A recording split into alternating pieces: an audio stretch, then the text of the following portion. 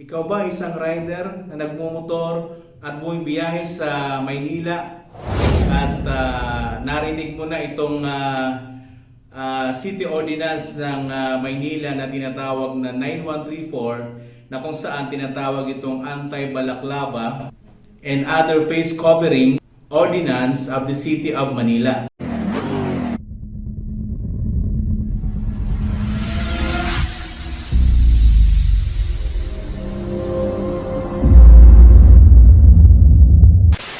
So dahil dito ay nagkakaroon ng confusion ngayon sa ating mga rider, lalo na sa ating mga kapwa joyride, no? Mga Move It, Grab, Food Panda.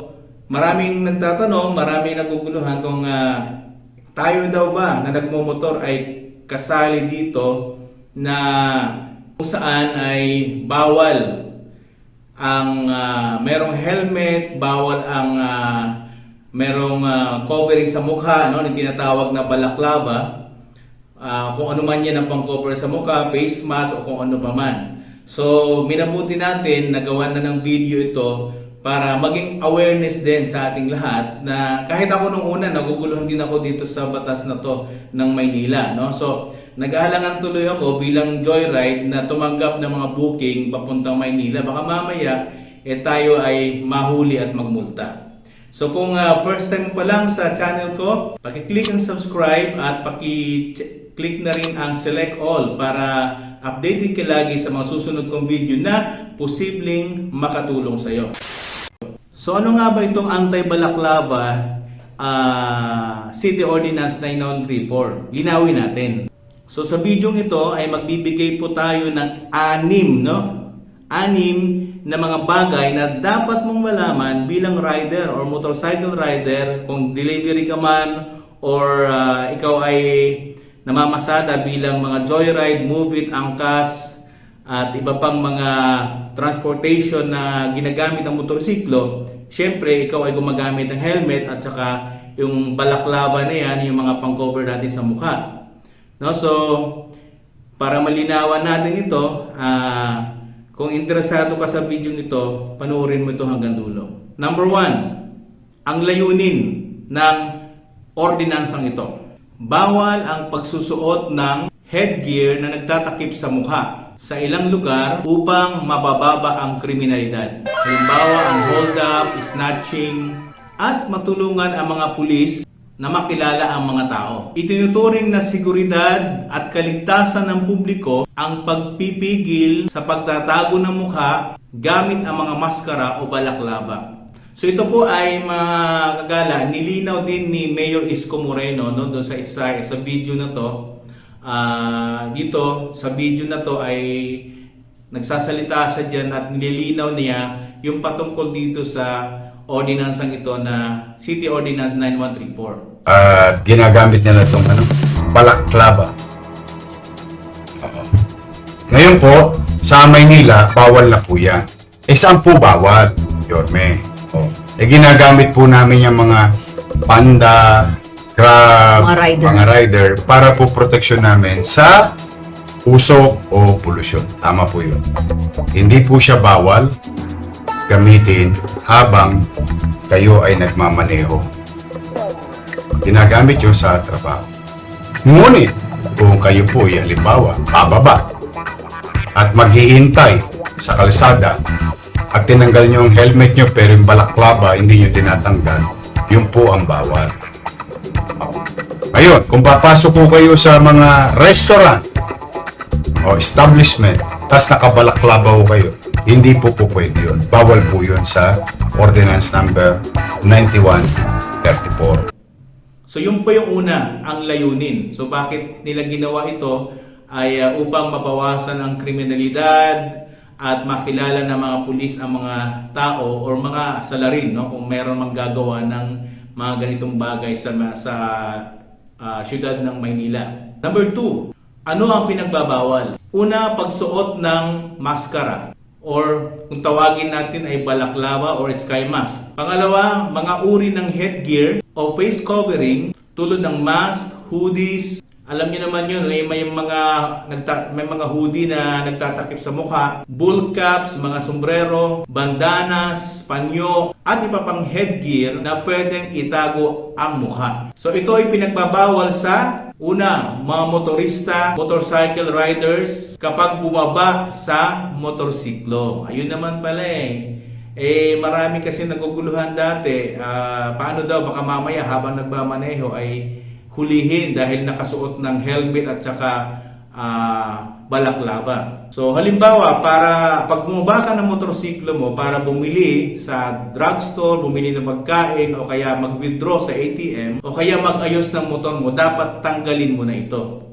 Tanggalin mong helmet mo, tanggalin mo yung balaklava o pang-cover sa mukha. Pangalawa, bawal ito sa loob ng government, buildings at commercial establishment. Katulad ng grocery, mall, o mga opisinang pampubliko katulad sa City Hall ng Maynila. And then sa public roads, sidewalk, kapag ang isang tao ay nakahinto or bumaba sa motorsiklo para mag-transact o bumili. So number 3, ito naman yung mga exemption. Una, pwede magsuot ng helmet, face mask o iba pang covering ng mukha habang nakamotor, nagmamaneho ng motorsiklo. Yun. So pwede tayong naka-helmet, pwede tayong naka-balaklava basta nagmamaneho tayo ng motor. Meron din exemption pag merong public health emergency. Halimbawa, pandemic, kapag required ng Department of Health or DOH ang face mask. May exemption din ang ating mga law enforcers, katulad ng mga police, habang nasa official na duty. So pwede silang magsuot ng face mask o face covering, depende po sa sitwasyon. Meron din exemption or allowance para sa mga taong may medical na pangangailangan na takpan ang mukha. Halimbawa, meron kang sakit, no? So kailangan mong mag-face mask. So exempted ka dito. Provided na meron kang may papakitang proof na ikaw ay merong karamdaman at nire-require ka ng doktor na magsuot ng face mask. Okay?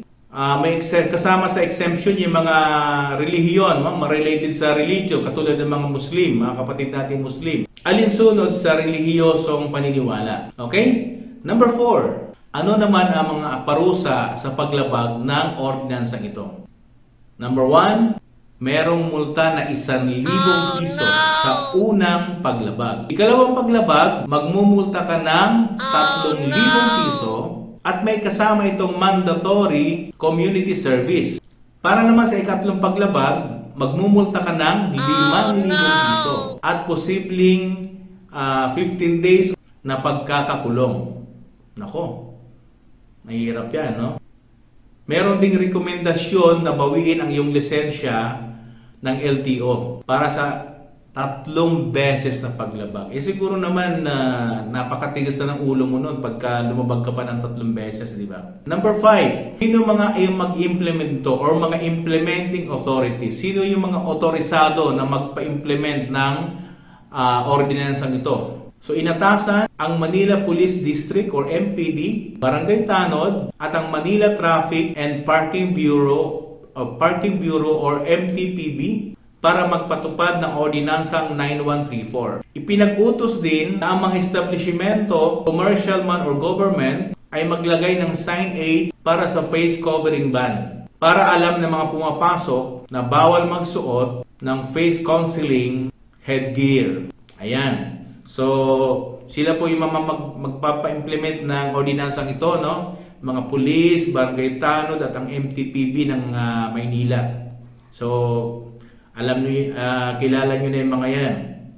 So, pang-anim, ano ang reason o rason ng ordinansang ito? Ayon sa mga nagpanukala na si Councilor Rosalino Ibay Jr., maraming krimeng kinasasangkutan ang mga tumatakip ang mukha. Layunin din gawing mas madali para sa pulis at kapulisan na tukuyin ang mga suspect, lalong-lalo na sa riding in tandem type of crimes. Kasi maraming ganito sa Maynila, no, ng mga riding in tandem na nakatakip ang mukha. So, ngayon, layunin ng ordinansang ito na makilala agad ng mga kapulisan, no, kung sino yung mga nakasakay sa motorsiklo, no. So ngayon Dahil sa batas na ito, dahil sa ordinansang ito, malilimitahan or mababawasan yung mga mag-a-attempt na gumawa ng mga ganitong krimen dahil pag nakita sila no, na bumaba ng motorsiklo na nakasuot, naka-face mask, naka-helmet, no, lalo na nakikita natin sa mga CCTV sa social media na pumapasok sa mga kainan, karinderya o kaya 7-Eleven, mga tindahan no, na naka-face mask pa rin. So alam na kaagad. So pwede nilang i-report kaagad sa mga authorities. Okay? So sana po nalinawan po kayo, naliwanagan kayo dito sa video nito na katulad ko ay kaya ko ito ginawa ng video para malinawan din ako. So dito pinanood ko yung video ni Mayor Isko, interview ni Mocha kay Mayor Isko Moreno tungkol sa bagay nito. So hopefully ito po ay nakatulong po sa inyo at alam na natin ang gagawin, no? So hindi tayo mga joyride, kapwa ko joyride dyan. At mga Move It, Angkas, Grab, Foodpanda, hindi po bawal sa atin yun. Para lang yun sa mga criminal talaga, no? So, oh my God! Wow! So, pero, siyempre, susunod din tayo pag oras na bumaba tayo ng motorsiklo para ayusin ang motor o kaya may gagawin tayong iba, bibili o kaya mag-withdraw, kailangan tanggalin natin ang ating mga helmet at face mask para hindi tayo magmulta, no? Sayang din 1,000, 3,000, 5,000, di ba? So, okay. So, kung hindi ka pa nakasubscribe, please click the subscribe button and select all para select all notification para updated ka lagi sa mga susunod kong video na posibleng makatulong sa iyo. At paki-follow na rin po ako sa aking Facebook page at sa ating TikTok account. Okay? Maraming pong salamat. Ito po ang inyong kagala. Nagsasabi na, tara na.